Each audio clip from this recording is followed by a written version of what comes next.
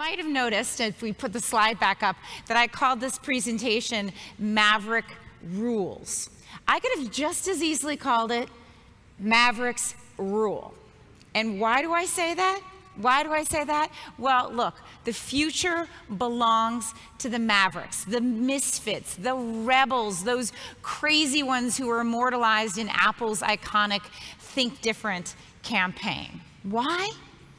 Well, all change, by definition, is against the rules. Creativity is fundamentally subversive in nature. Inventing the new is an act of defiance in a world that's characterized by obedience to conventional wisdom, to your organization's rules and traditions, to your industry or your profession's norms and dogma. In the creative, disruptive world that we all live and work in, it's the creative and disruptive individuals and organizations that win. Now, there's a hitch in this narrative. That number, if you put it up there for me, represents the percentage of executives around the world who are satisfied with their organization's innovation performance. That's according to a recent study by McKinsey.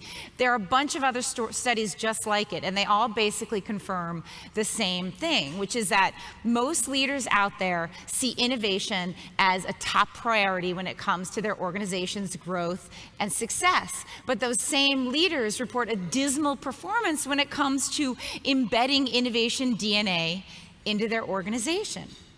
Your organization's capacity to invent and to adapt with all the changes in the world is a function of your ability as leaders to unleash all the ingenuity, the audacity, the resourcefulness, the playfulness, the artistry, the curiosity of your people.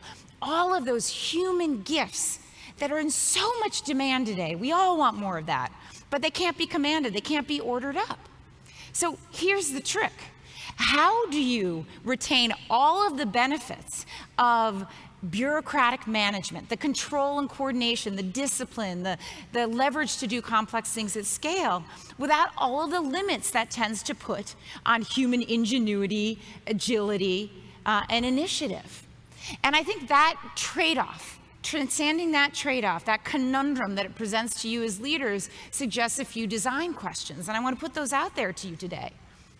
How do you evolve and strengthen your capacity, your own and your organization's capacity to move and change along with all the changes in the external environment? How do you build structures and systems that go with the grain of human nature rather than against the grain, that amplify all of that productive irregularity and ingenuity? And how do you make everything you do fundamentally more creative and more collaborative?